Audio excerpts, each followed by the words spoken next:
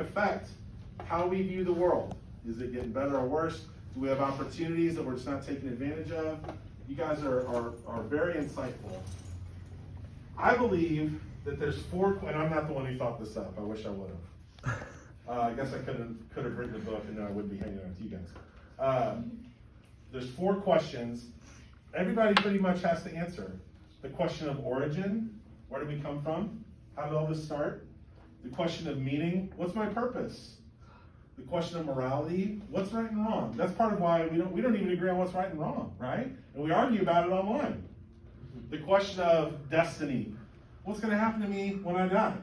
Now, hopefully at 15, 16, you guys aren't like thinking about it too much. You might be, I don't know. But religion helps to answer these questions. And different religions answer these questions in different ways. So I would say you can argue that all religions serve the same purpose or they have the same function to help answer these questions. Anybody know who Karl Marx is? Heard of him? Yep. What was he big on? He wrote the book on communism. Very good. He Isn't did. he on CNN? No. That's Carl. You didn't know Karl Got you wrote. at 4K. Karl Marx said that religion is the opiate of I the could have people. sworn that he was on I'm CNN. trying to impress you guys with this quote. Religion is the opiate of the people. What do you think he means by that? Go ahead, Roman. Well, It's like 4K. oh gosh, I shouldn't have said this. It's okay. It, You want me to come back? yes, Okay. that'd be great. Anybody else? Religion's the opiate of the people. I think it means more of it can either bring us all together or separate us into our different groups. So like opiates, basically they can help people, and if you use them wrong, they can also hurt you. So at the same time, it's like it can either bring you together or separate you. That's a good take. I hadn't thought of that. So opium is what heroin's made out of. So Mr. Marx was not being kind to religion. He would say religion is to soothe people. Because if they start understanding that life has no meaning and then there's no right and wrong, they'll do all sorts of crazy things. So let's give them this religion to kind of keep them pacified. Is that what's like happening right now? Like everyone's all crazy about like everything, and so they don't really have, like they're not settled on something, so everything's just crazy. Depends on who you ask, I guess. A lot of people are just all over the place nowadays. Yeah, it feels like people. I guess I'll tell you this. Every class so far has been almost all of y'all think the world is getting worse. I'm probably going to cry at some point today. I'm not kidding. It's not that it's getting Don't worse, laugh. but it's just People are trying to. people are way too negative. They make everything Everything. as bad as it can be. You see the light in something. No. Like There's if a yeah, little there's bit of something good negativity. happened to And the world, everyone's people being think of the selfish. negative part about what happened. There's Sure. few people that can What find could've gone the wrong positive in every and situation. Yeah. Well, they don't see a bigger picture. You guys got some good stuff going on in this class. Let me, I could spend a lot of time here. One of the other things I wanted to tell you was, I think you could argue that all religions help serve a purpose of answering these questions, but they do it differently. I don't think anyone could reasonably argue that all religions are the same. No. No. Not close. I'm glad to hear y'all say that. Anybody got a brother or sister? Anybody a twin? You have a twin brother or sister? Brother. What if somebody's like, you and your brother, you're both the same? How's that feel? Not great. Yeah, it's like, no, I'm an individual. Well, so anybody who says you and your brother are the same doesn't know you, either of you, right? I would say the same about religion. If people, it's all the same. Well, you don't know anything about it then, any of them. So there's a hot take for you.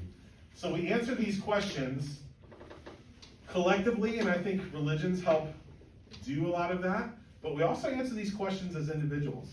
And you see the consequences of people's answers to these questions all the time. You guys are doing great. Any questions about world religion's impact on world history? Big subject. All right, you want to hear about how weird it is being a professional Christian? Yes. Okay. So, a little bit about my path. We had a magnet. My dad was also a pastor, and we had a magnet on my fridge growing up, and it said, "Ministry doesn't pay much, but the retirement plan is out of this world." That's you got a little chuckle. Okay, you guys are the first ones.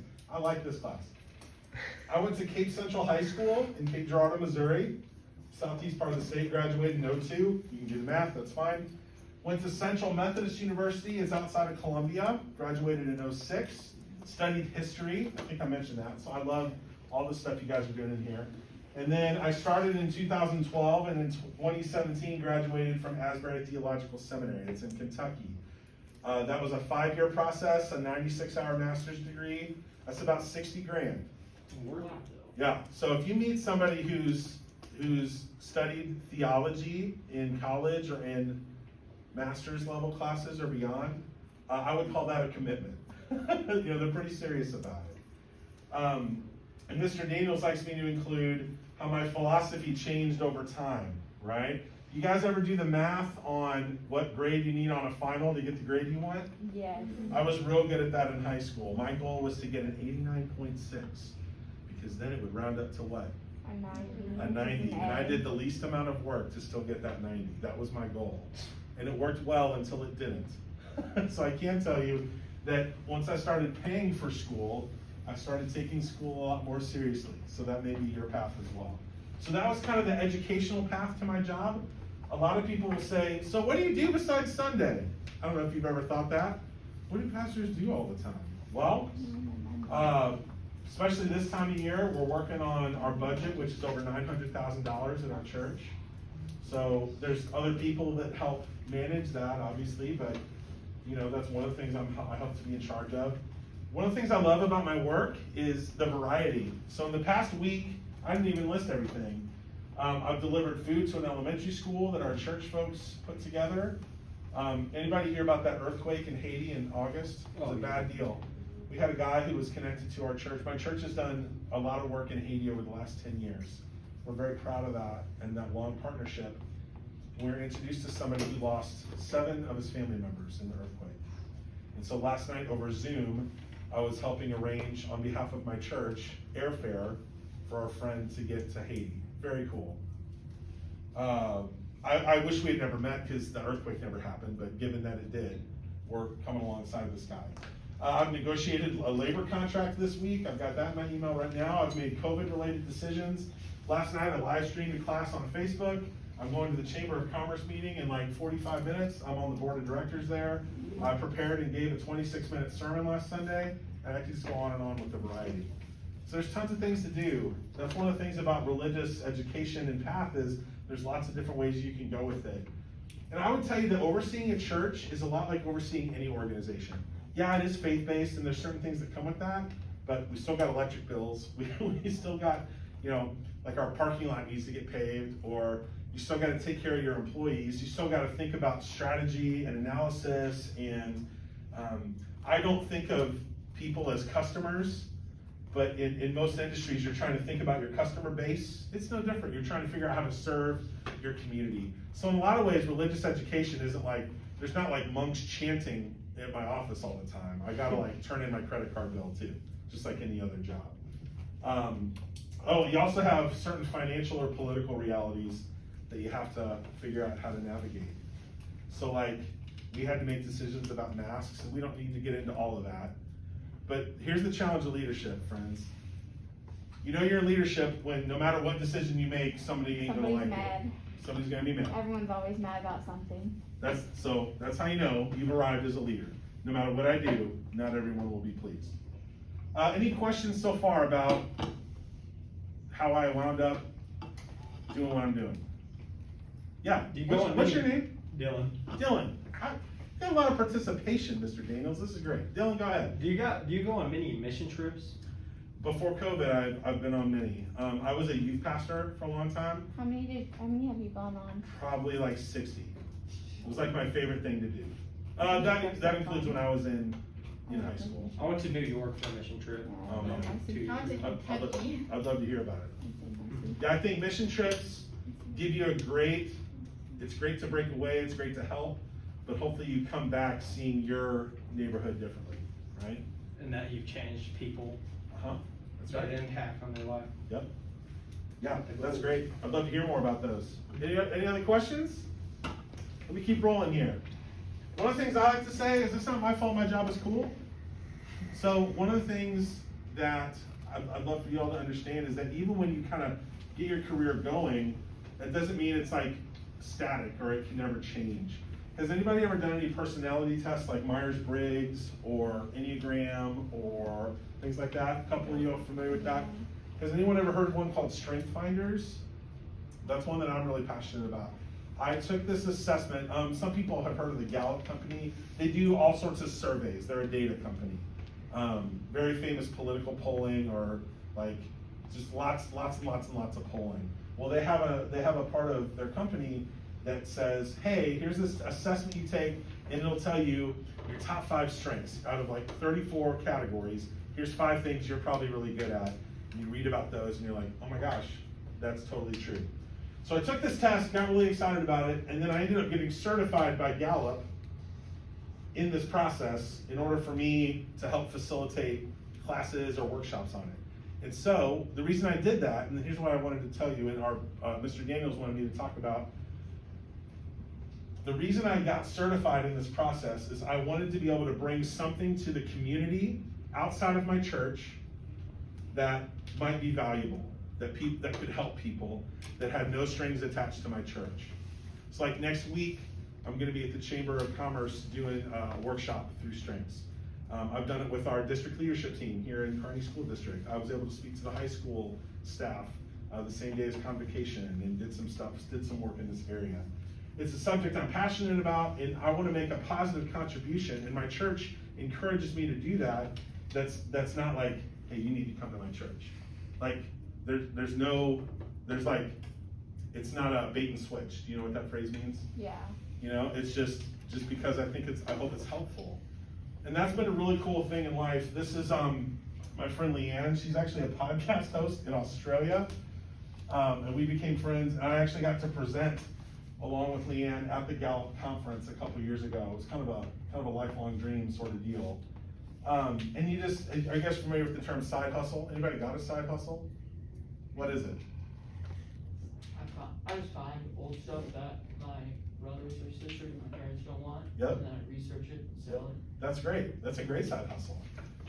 There was one year, and I talked about how much seminary costs, but there was one year that I made like $12,000 doing this just without even really trying that hard. I wasn't going around door to door, but it's just something that's been helpful to help companies or employees or groups of people. I've done it with families. I've done it with couples that are going to get married. Understand what their strengths are and how to bring those to work or to their relationships all the time. So that's something I've been really, really excited to do.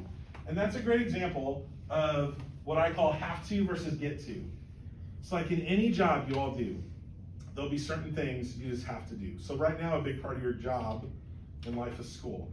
Somebody name a class that's like, oh, I can't believe I have to do Physical science. Yeah. Science, Spanish. geometry, ELA, Spanish. English. I hear you. Lo siento. What about a favorite? What's the opposite?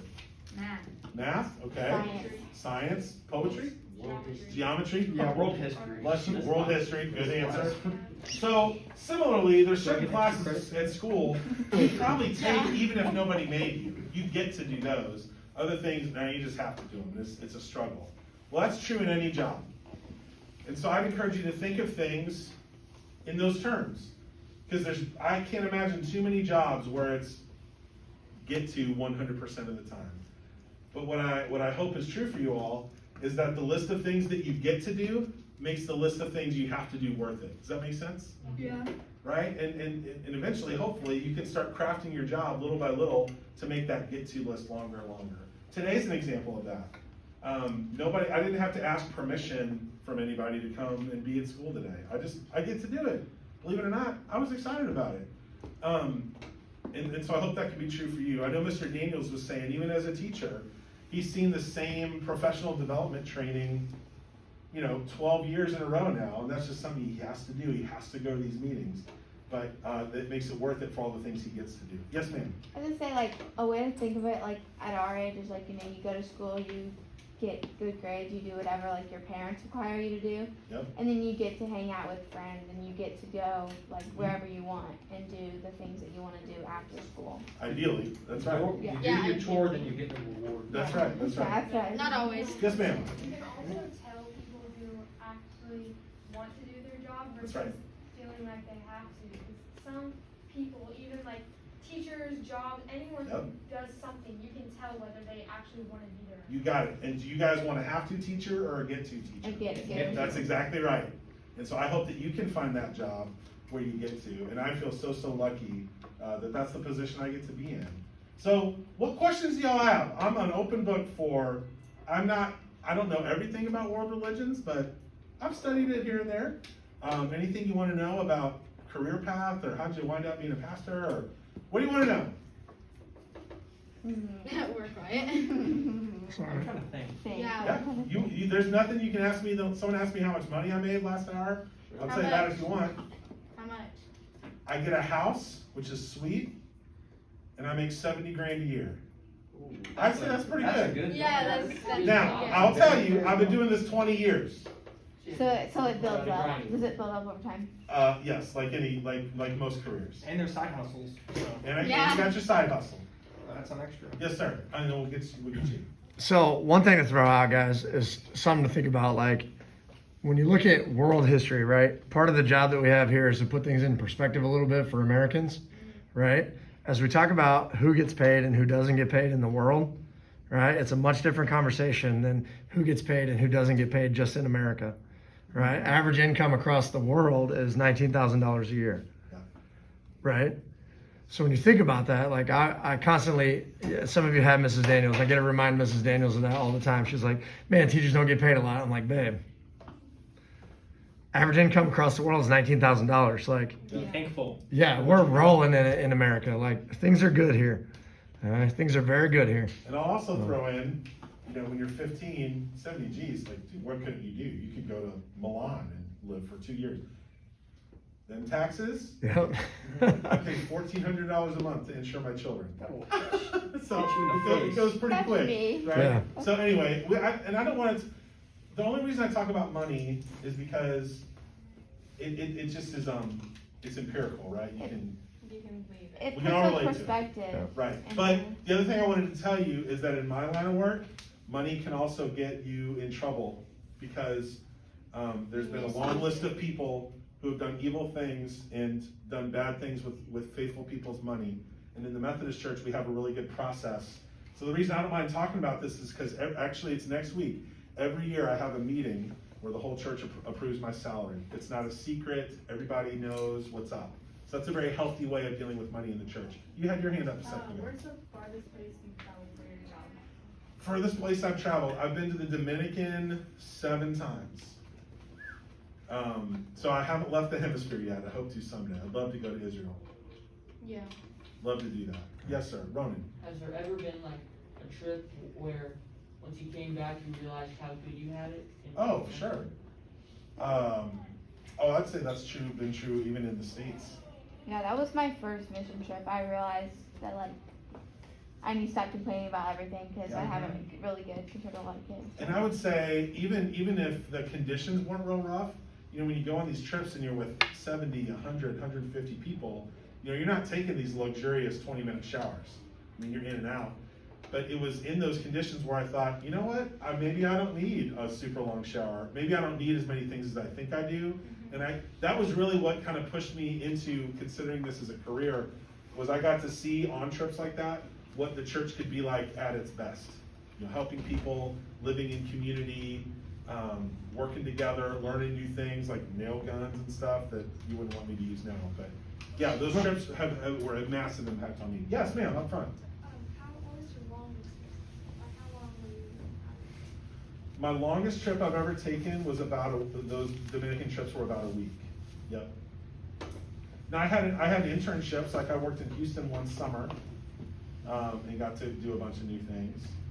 So my work has taken me lots of interesting places, but usually about a week at a time. Yes, ma'am. Did you always know what you wanted to do, or did you, what happened if you don't know what to do? Sure. Well, first of all, I would tell you, I don't think you need to know what you want to do at 15 or at 19. If you look at how many times people change majors in college, it's a lot. And most Methodist pastors in Missouri are second career. So they were doing something else and realized, wait a minute, maybe I need to go do ministry. My dad was a pastor, and I got to see like I said, the church at its best, like I would go do hospital visits with him, even when he was a real little kid, or I'd see what the church was able to do to really help somebody. So I got to see it from the inside, bad and good, but it was mostly good. So I knew from about 13. But even though I knew, in my line of work, you get moved around, so I haven't had a job interview in a long time. I'm told where to go live, and for a long time, I didn't want someone else to tell me where my family would live. So I had about 10 years or so where I was like, I don't know.